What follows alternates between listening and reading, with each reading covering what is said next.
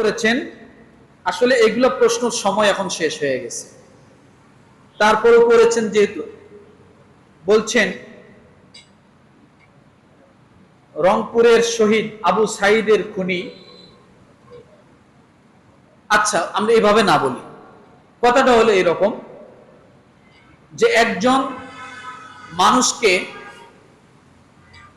বিনা কারণে হত্যা করা হয়েছে মনে করেন।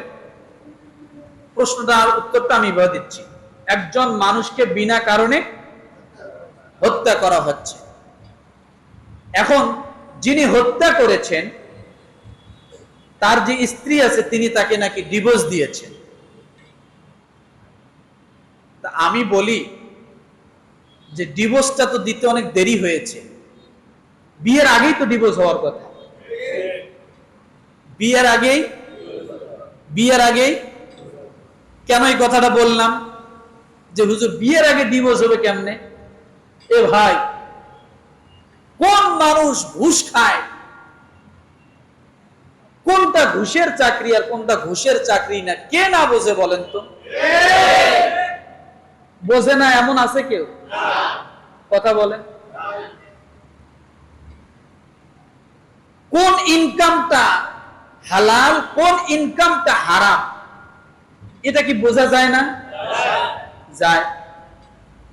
আর যদি এইরকমটা কারো জানা থাকে স্পষ্ট যে এই ব্যক্তির ইনকাম হারাম আর ওই ব্যক্তি বিয়ে করতে আসছে, তাহলে ওই মেয়ে যদি জানে যে এই লোকটা ইনকাম তার হারাম, তো বিয়ের আগেই তাকে তালাক দেওয়া উচিত।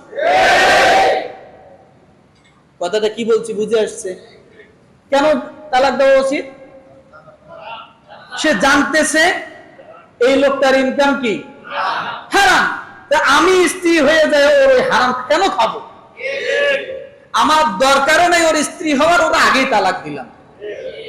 তো সেই হিসেবে দেরি হয়েছে না? কথা বোঝেন নাই মনে হয়। দ্বিতীয় প্রশ্ন, কোটা আন্দোলন, এগুলো প্রশ্ন না করাটা ভালো। কোটা আন্দোলন হুজুরদের ভূমিকা কি, নাকি ভূমিকা নেই কেন জাতি জানতে চায়, ওর সর্বনাশ। আসলে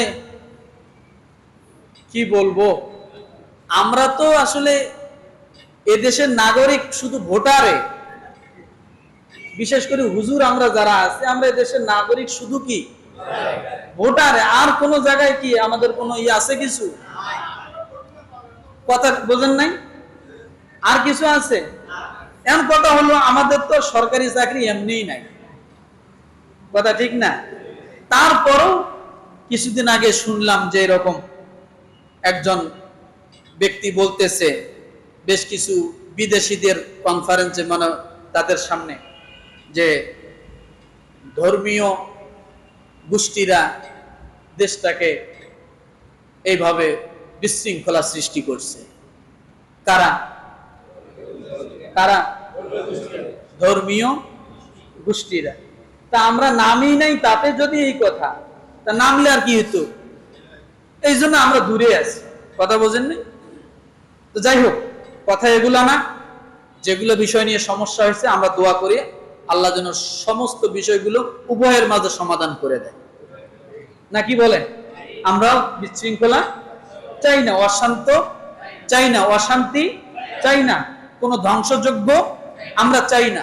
এগুলো কখনোই একজন মানুষের কাম্য নয়, এগুলো কখনোই কাম্য নয়। আমরা চাই উভয়ের মাঝে আল্লাহ সমঝোতার মাধ্যমে যার যার যতটুকু ন্যায্য অধিকার, এটার জন্য সে ততটুকু পায়।